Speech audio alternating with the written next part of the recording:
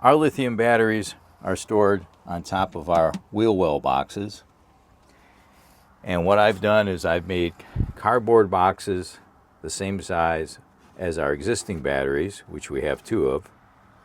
And then I made a cardboard box of the 3rd battery that I'm going to add. Now these boxes are at least the size of the battery, or I erred on the big side because we want to make sure everything fits. So if you watch the van build so far and the other videos, you know that I make cardboard boxes and I size everything. This battery, an existing battery we have, uses Anderson connectors, and I even scribbled here with Sharpie to show where that connection is going to be. So this is going to go right up against the wall here, and that's basically how it was. And then the second one, just like it, will go right against it. Now, on the bottom is where the connection is for that Anderson connector. So this second one will actually be a little bit higher, so the first one's cable can go underneath. But that's not a problem. We have that room right here. And the 3rd battery, the one that I'm adding to the system, is this size. And I put a little marker here where those lugs will be.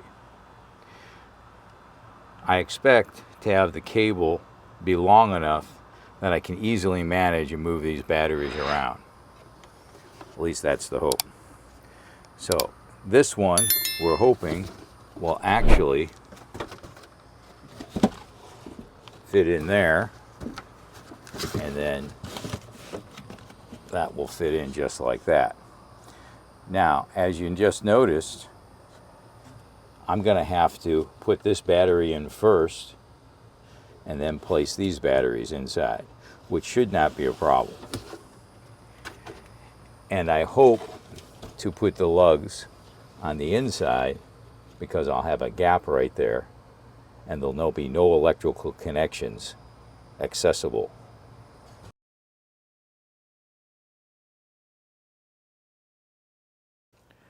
As you can see, this bus bar has 4 lugs. It's rated at 300 amps, and this will give me growth for the future. Right now I'm going to have 3 batteries, but if necessary I could easily add a 4th battery. The bus bar also comes with a screw on top, and the top has these removable panels. You can remove them for the wire. You can also put them back in so they're not breakaway. You can reinstall them, and you can take them all off if you want. Figure out where your wires are going to go, and when you're done, put back the ones that don't have wires going through them. So, pretty nice little bus bar system.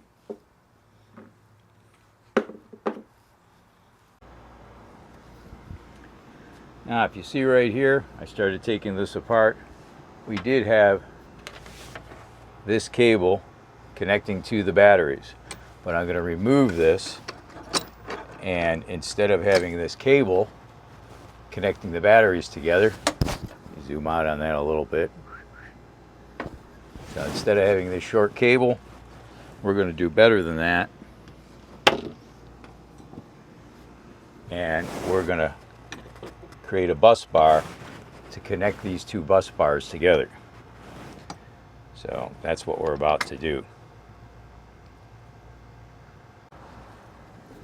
Now, before cutting that copper bar, which is pretty expensive, I took a piece of wood and I made it the same size as that bus bar that I need. And this was pre-cut from another van that I had done. So this one here has kind of an oval hole in it, but I marked the center line so I know where that hole has to be on that copper.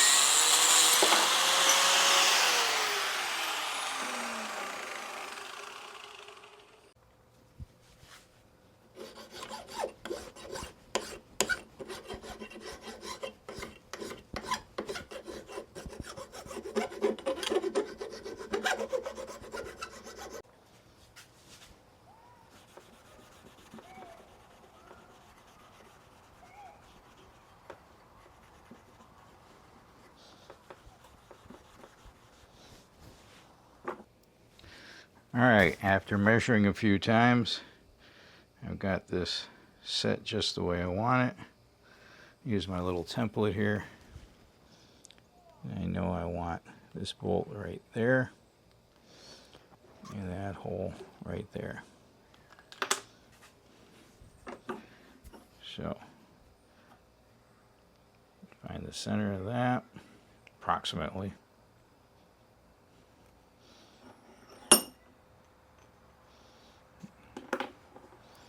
We'll hit that with a punch, and then we'll drill ourselves some holes.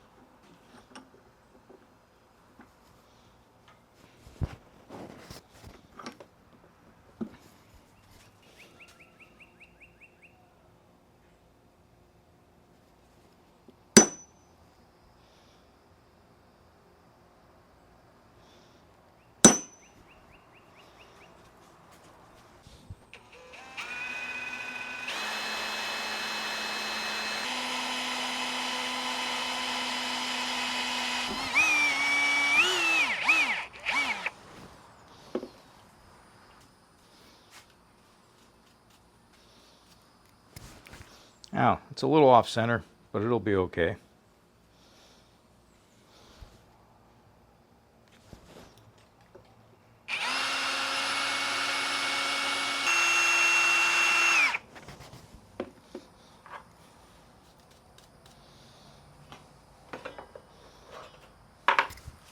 That one looks dead center.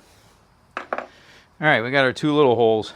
Did those first, and now we'll follow up with the larger permanent size holes.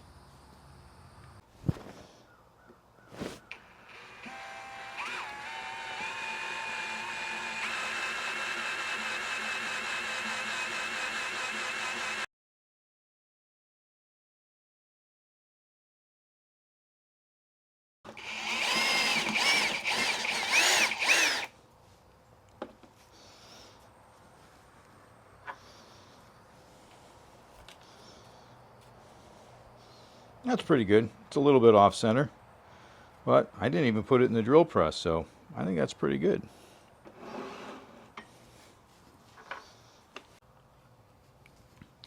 You want to be sure to check both sides to be sure there's no sharp little edges.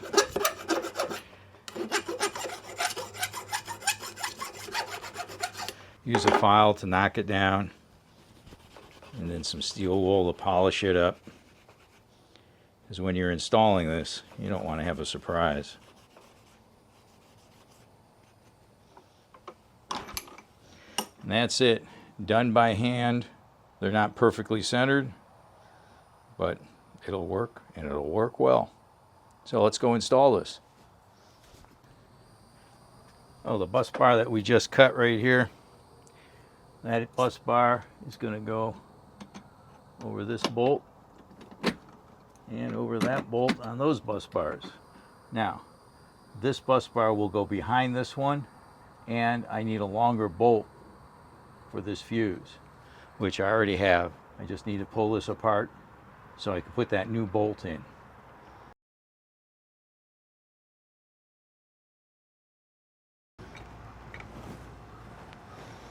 Got two size stainless steel bolts here, and I think I'm going to try the long one first. Now, the long one, I didn't get it threaded all the way to the bottom. That could be a problem. We'll test it all out here. Actually, I want this on the bottom. It goes right there.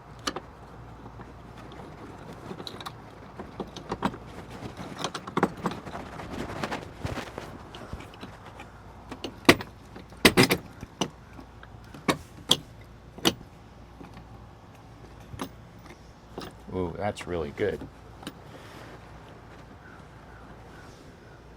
Yeah, I like that. But I don't need that bolt to be that long.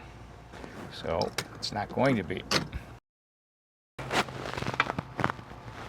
can do it. We'll do it with a shorter bolt. Nope.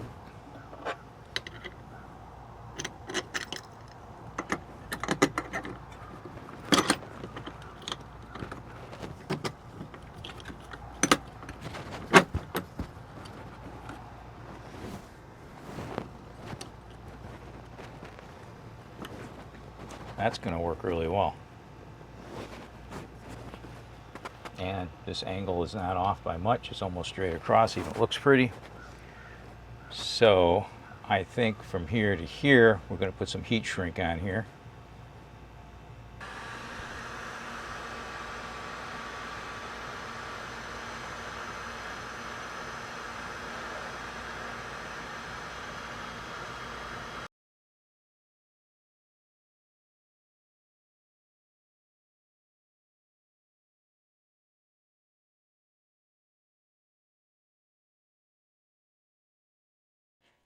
Now it's really important that everything be nice and straight across and nothing be out of angle, nice and flat straight across, so that there's no pressure, so that everything makes good contact and we have very, very low resistance.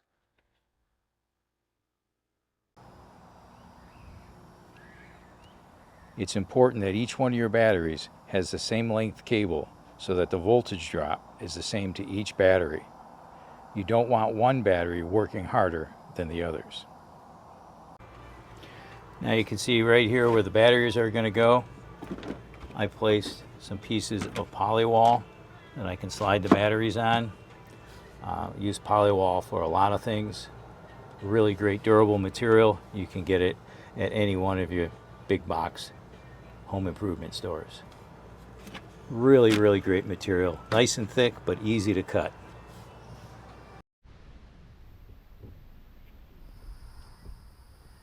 Got the first battery in here, connected up with the Anderson connector here, and that cable running right through.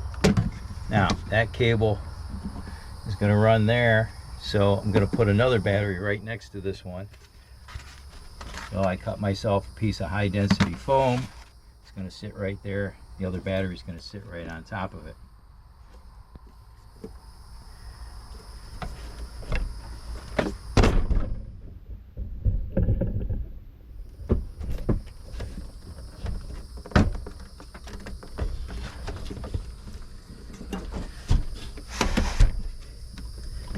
And that slides in right there. Now, that's exactly how these batteries were. I got to put the other Anderson connector here. And the only difference is now these batteries are going to have a big brother right next to them. Now you see this hole right here? I just created that hole. Behind it is an inch of insulation and then the outer wall of the vent. I made that hole because this is 3/4 inch plywood, and that gives a spot for the fuses that connect to the SOK battery because they're on-lug fuses. I'm going to insert this piece of polywall in there and glue this in, and that'll provide even more insulation.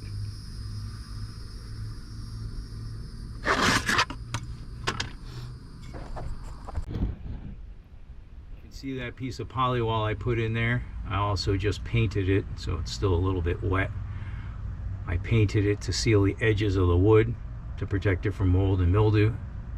But you'll notice I put one single screw in to hold that polywall in place, because I always like to be able to back up in case I have to undo something. So I try not to use too much glue or epoxy in the build.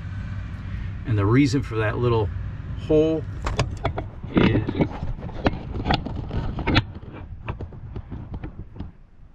make space for the on-lug fuses. That hole provides a little spot for those to go in, and I made it wide enough so I can slide the battery back and forth. I actually had to make that slot a little bit wider to provide room for the cable that came out of the lug.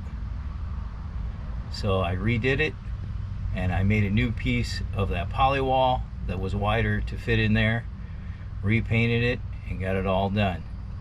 When you're doing a van build, you gotta be okay with doing things 2 or 3 times. It's just the way it is. So all those batteries fit. Boy, it was a snug fit, and it took a lot of finagling to get all the cables and everything to flow properly. Could it be better? Possibly, but in the space that it's in, I think it's pretty doggone good. This case right here, actually fits better than these two because these were a little bit too long, so they hang over a little bit, but one of them was hanging over the last time. Now, in the space that this is taking up, what used to be there was just laying on the top of the wheel cover was the DC to DC battery charger. What I'm probably going to do with that is either place it on top or make a little bracket on these bed rails and then zip tie it to that bracket, because that DC to DC battery charger, I've never had to do anything to it. It just works, and that's the way we like it. So get that up and out of the way and everything will be good. But we need to finish the installation of this battery. So right now the positive and negative are connected to this battery and these two, but these two batteries have a switch, so they're off. This one, there's no switch to it, so the other end of those battery cables, I of course have those wrapped in some painter's tape to make sure nothing shorts out. That's one of the reasons I like an on-off switch. Putting a little drop of super glue on the edge of these little nuts, being careful not to get it in the threads so that these nuts don't fall out during your installation. Why do I know that might happen? Because it just happened. And I discovered after I had everything together that one of these nuts was missing, so I took it all apart. I had to take all the cables off so that I could install it again. You can see right here, I had to put two lugs on top of each other, and because of that I had to carve away the cover a little bit so that it would fit on nice and flush. You can see right here I had to cut this away, make it a little bit higher so that it would accommodate the extra sensor lug. There's two lugs on top of each other. You can compare it to this one. You can see I cut it away with the utility knife here so that this cover would fit nice and flush.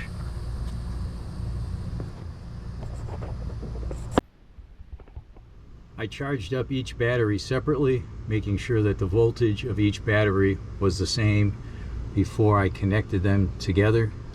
And you can see this is the positive lead to the new SOK battery that I'm installing, and since it has no on-off switch, I covered it with this painter's tape just to be sure that it didn't touch anything and cause a short, because that would definitely not be good. So now this is going to get attached to this lug and everything will be complete, and we'll put the covers on and we'll be done with this installation.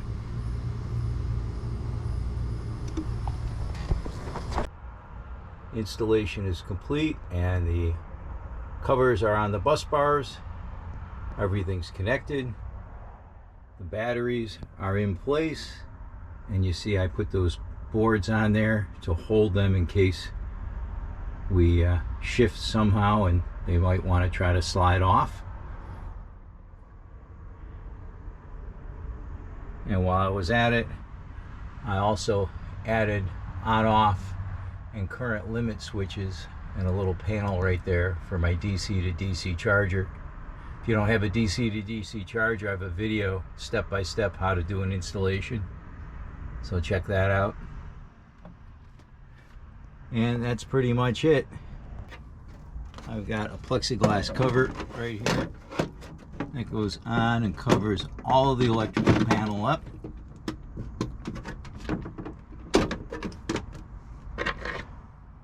Now with little wing nuts here so that nothing makes contact with anything. And it makes it really easy and convenient to be able to see the fuses. I can tell by just looking right here if a fuse is burned out. And then up top, since I had a piece of plexiglass left over, I don't know if you can see it, there's a clear piece of plexi. I put that on top here just to add a little bit more protection. I almost forgot to mention in order to have room for the battery, because what used to be here on this shelf right here was the battery to battery or DC to DC charger. So I moved that and I mounted that up here under the bed. So that's my DC to DC charger. I was really lucky because the cables were long enough. I just had to reroute the cables and put a bracket up here. And honestly, this is a really good place for it. It was for the past 2.5, almost 3 years, just sitting loose on top of this shelf. So this has been working really well. So well that I haven't had to do anything to it at all. It just works, and that's the way we wish everything could be.